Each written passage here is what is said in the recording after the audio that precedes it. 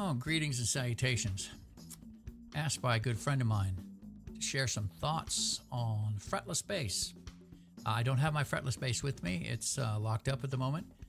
Maybe down the road I can actually do a demonstration of it, but here's my thoughts. He'd asked me a couple questions. One, clarification on a statement that I made when I said it's my goal when playing fretless that you not know I'm playing a fretless until I want you to know. And then he asked me a question about strings. Fretless, do I use round wounds or flat wounds on my fretless? So let's just start with the fact a fretless bass has a very unique quality to it that sets it apart from its fretted counterparts. It's not just the intonation issues that it has you can hit all the microtones in between a C and a C sharp. I mean, there's notes in between those. You can hit that on a fretted instrument, much like violins, violas, cellos. You have that aspect of it, which lends itself to a problem. Many bass players have trouble with intonation, and that's really one of the first giveaways that you're trying to play a fretless bass is the intonation issues.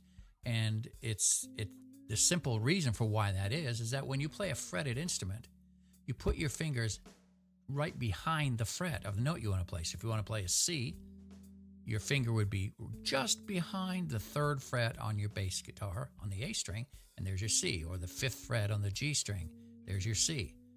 But when you want to play that same C in a fretted instrument, you've got to put your fingers right on the spot where that fret would exist.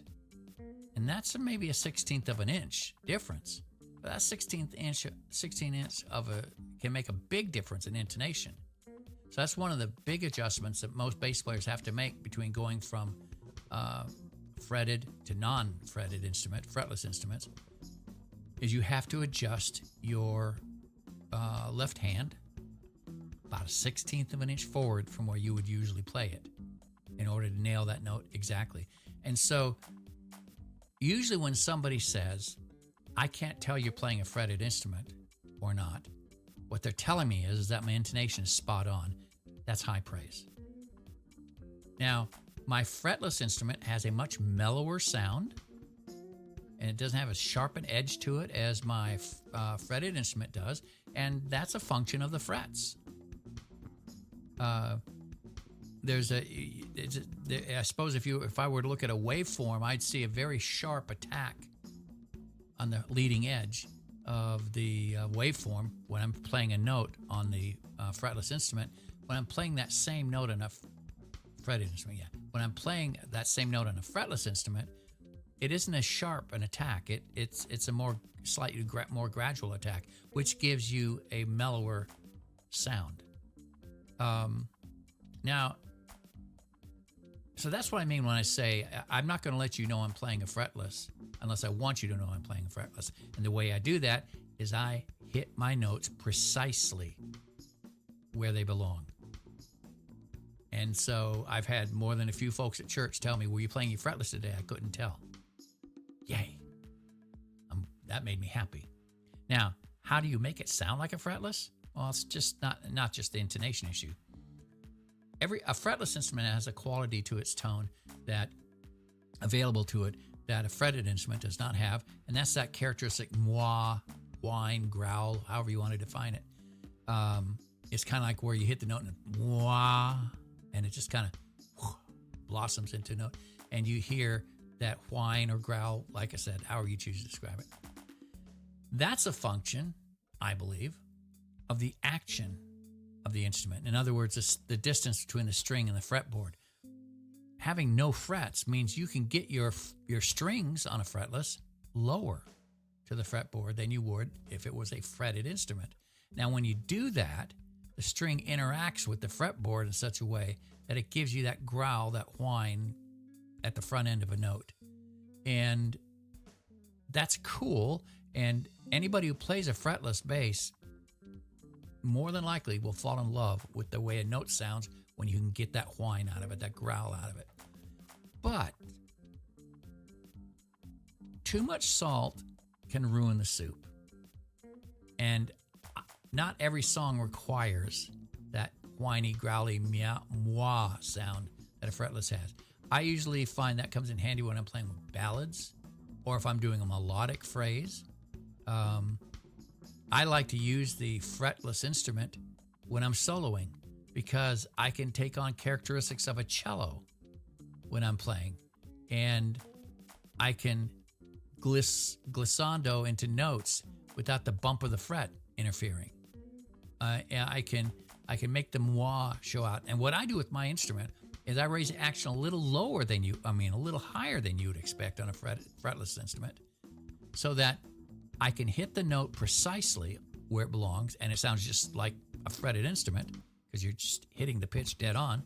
But I can also adjust my left hand and right hand and do all the little things to make a growl moi sound.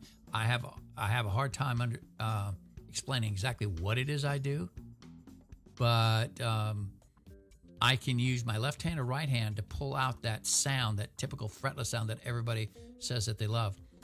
A great proponent of the fretless bass, of course, is Jaco Pastorius. And many times he's playing a fretless, and you don't know it's a fretless instrument until he does something either in a solo or in a line that brings out that growly characteristic of a fretless instrument. But if you listen to like The Chicken, I believe he's playing a fretless on that one. And that opening groove, depending on which version you listen to, he has a solo thing at the front end where he does something that's very fretlessy. I think I just made up a word. But then when he steps into the groove, the notes are spot on intonation-wise. And it just sounds like a really mellow, cool bass. Now, about the strings I use. I do it exactly the opposite of what you would normally think. The sound of the 70s is a P bass with flat wounds on it. So I use flat wounds on my P bass. Now, round wound strings bring a brighter, sharper attack and a more cutting tone. Many people use round wounds on a P bass. I like to emulate the sound of my heroes when I was growing up, the Jamersons, Carol Kay, etc. And they use flat wound strings on their Fender basses. And so that's what I use. Then on my fretless instrument, though, I'm using round wounds. Now, there's a caveat to using round wounds on a fretless instrument. Round wounds chew up a fretboard like nobody's business. And if you use round wounds on a normal fretless instrument that just has the fretboard by itself with no coating on it, you're going to find yourself having to get that fretboard repaired over the time, and because the round wounds will chew up a fretboard. What I did with my fretless is I took it to my luthier friend, had him, at the time it wasn't fretless, it was a fretted, but I had him yank the frets out, and I think he put like some kind of really light wood in the fret lines so that I could see, so that they're marked. And then I told him I wanted a glassed neck, and I wanted him to make it as impervious as possible, because Jaco, with his fretless bass, if I'm not mistaken, I'm open to correction here, on his first fretless bass, he yanked the frets out himself, he coated the neck with some kind of epoxy, and then he put round wound strings on it, which gives him a very Jaco-esque sound, the sound that I hear in my head when I think fretless. So what I did with my bass is I had him glass the neck, and he used, 40 or 50 tubes of super glue to coat the neck with. And then he put round wounds on it.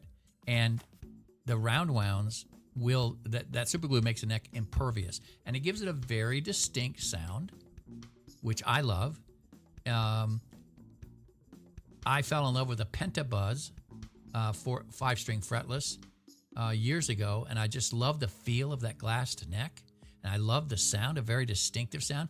Well, I got that with this, and so I use round wound strings on a glassed neck on my P bass.